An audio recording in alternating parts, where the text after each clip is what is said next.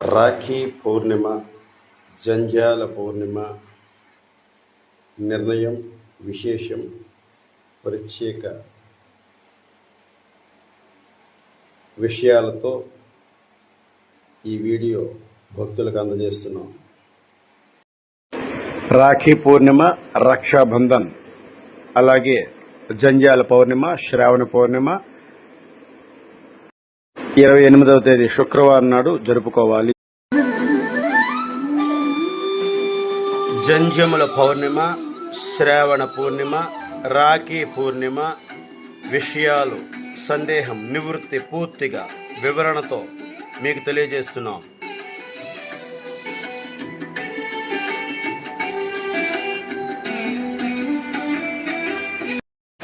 రాఖీ పూర్ణిమ, శ్రావణ పూర్ణిమ 2026 సంవత్సరంలో శ్రావణ మాసంలో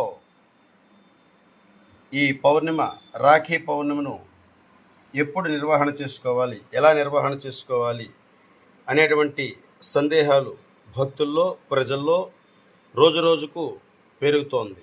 అయితే ఈ శ్రావణ మాసంలో పరిపూర్ణంగా పూర్ణిమని ఎప్పుడు చేసుకోవాలో తెలియజేస్తున్నాం. అలాగే రక్షాబంధన్, రాఖీ పూర్ణిమ ఆడపడుచులందరూ కూడా తమ తమ తమ్ముళ్ళు, అన్నయ్యలు సుభిక్షంగా ఉంటూ ఆనంద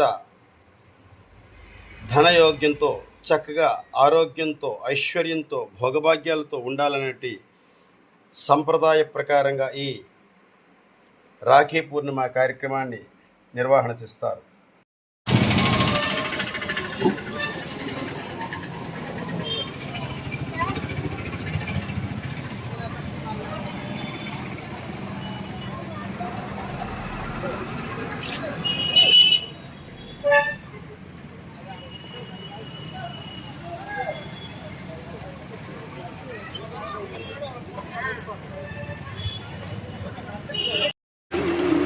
జంధ్యముల పౌర్ణిమ శ్రావణ మాసంలో 2026లో ఈ జంధ్యాల పౌర్ణిమని గురువారం చేసుకోవాలా, శుక్రవారం చేసుకోవాలా అనేటువంటి సందేహాన్ని పూర్తిగా నివృత్తి చేస్తున్నాం.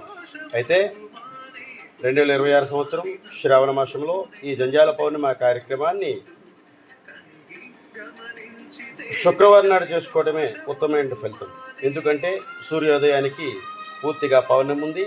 ఆ రోజు ఉదయం 9:30 గంటల వరకు కూడా పౌర్ణమి తిథి ఉండటం చేత ఆ రోజు నాడే, శుక్రవారం నాడే ఈ జంధ్యాల పూర్ణిమ యజ్ఞోపధారణ చేసుకోవాలి.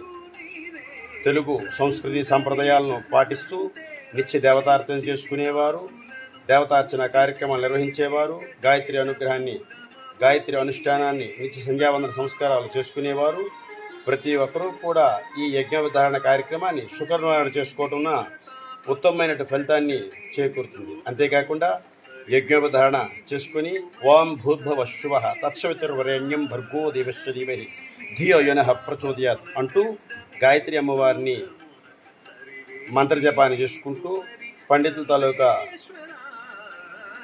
ఆశీర్వచనాన్ని పొందవలసిందిగా తెలియజేస్తున్నాం. అయితే ఈ యజ్ఞోపధారణ కానీ, జంధ్యాల పౌర్ణిమ కానీ, రక్ష కలిగించేటువంటి ఈ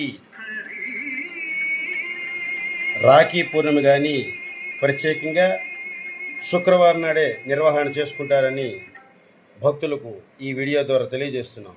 భక్తుల్లో ఎలాంటి సందేహాలు లేకుండా ఈ రాఖీ పౌర్ణమిని ప్రత్యేకంగా శుక్రవారం నాడు నిర్వహణ చేసుకోవచ్చు. ఎందుకు శుక్రవారం నాడే చేయాలంటే సూర్యోదయానికి పౌర్ణమి తేదీ పరిపూర్ణంగా ఉంటుంది. కావున భక్తులు గురువారం కాకుండా శుక్రవారాన్నే రాఖీ పౌర్ణమి కానీ, జంధ్యాల పౌర్ణమి కానీ, శ్రావణ పౌర్ణమి కానీ నిర్వహణ చేసుకోవచ్చు. ఇంకో విశేషం, వరలక్ష్మి వ్రతాన్ని కూడా చేసుకోలేనటువంటి వారు పౌర్ణమి ముందుగా వచ్చిన శుక్రవారం చేసుకునే విధంగా వ్రతంలో చెప్పేటట్టుగా ఈ పూర్ణిమ శుక్రవారం ఏర్పడుతుంది. కాబట్టి వరలక్ష్మి వ్రతాన్ని కూడా నిర్వహణ చేసుకోవచ్చు.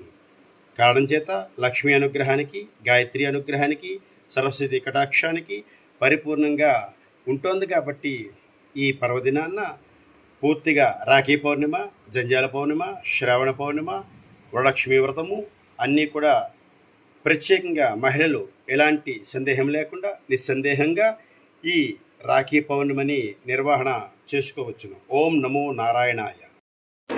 రాఖీ పూర్ణిమ, రక్షాబంధన్, అలాగే జంజాల పౌర్ణిమ, శ్రావణ పౌర్ణిమ 28వ తేదీ శుక్రవారం నాడు జరుపుకోవాలి.